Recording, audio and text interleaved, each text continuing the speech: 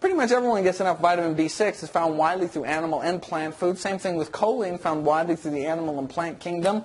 But you know, folate is found almost exclusively in plant foods, and this vitamin B12, as many of you know, is found almost exclusively in animal-derived foods. This, folate, is the reason why meat eaters are stuck up at 12, right? They're just not eating enough fruits and vegetables, not getting enough folic acid. But this, vitamin B12, is the reason we have such terrible rates of hyperhomocysteine, or we have such dangerous levels of homocysteine. More and more evidence is accumulating that we, vegetarians and vegans, are just not getting enough vitamin B12 to adequately lower our homocysteine levels.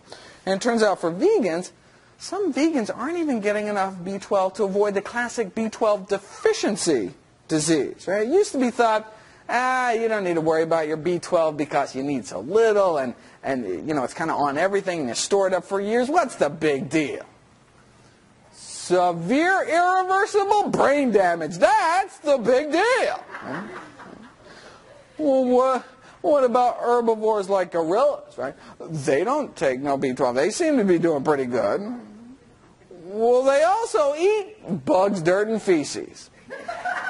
If you also want to eat bugs, dirt, you may also not have to worry about your B12. But if, for whatever reason, you choose not to, you need to get your B12. Contrary to popular vegan myth, clinical B12 deficiency, meaning symptomatic B12 deficiency, is not uncommon.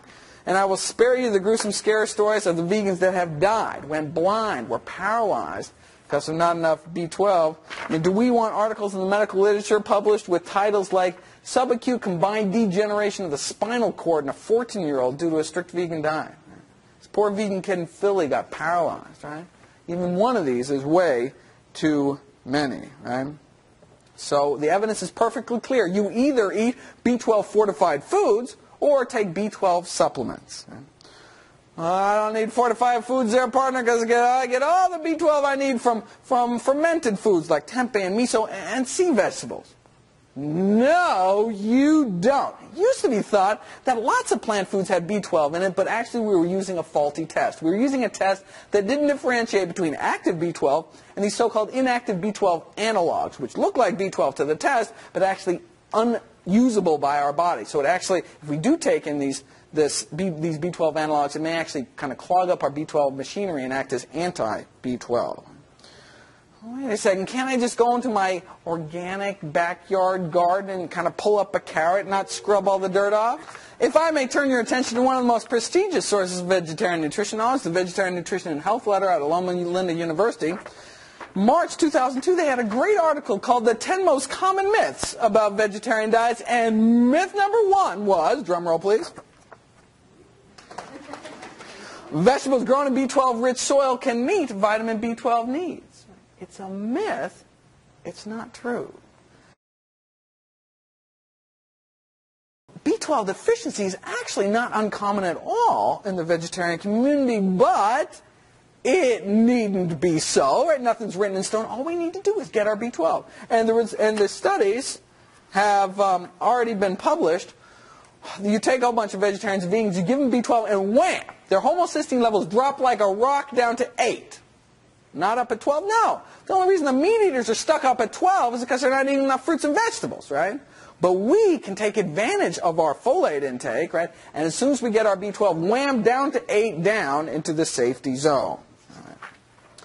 And meat eaters are catching on.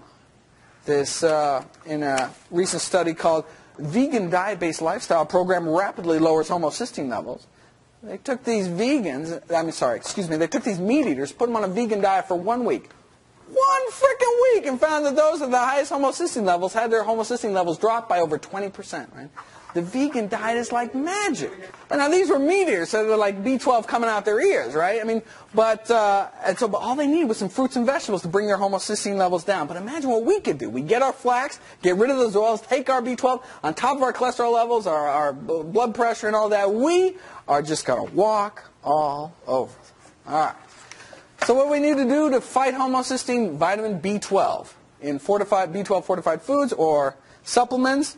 If you want to do supplements, there's kind of 2 ways you can do them, weekly or daily. Probably the simplest method is to chew up one B12 tablet containing 2,000 micrograms or more once a week.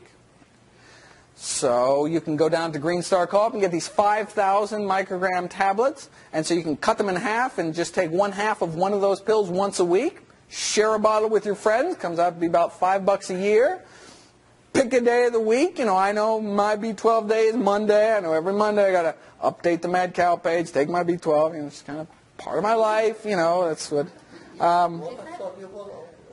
B12 is indeed water soluble. So it stays, you can take it once in a week and that's enough? You can, if you take high enough doses, you can take once a week because your liver actually stores it up.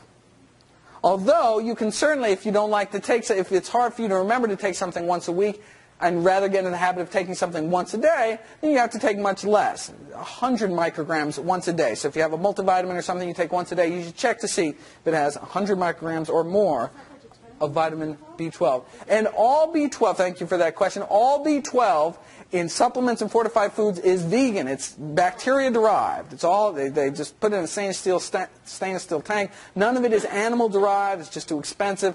So having said that, some of the other filler ingredients might not be vegetarian. It might have gelatin in the capsule or something. But the B12 itself is vegan. All right. Now, for those of you who don't like taking supplements, well, you can get all the vitamin B12 you need by eating B12 fortified foods.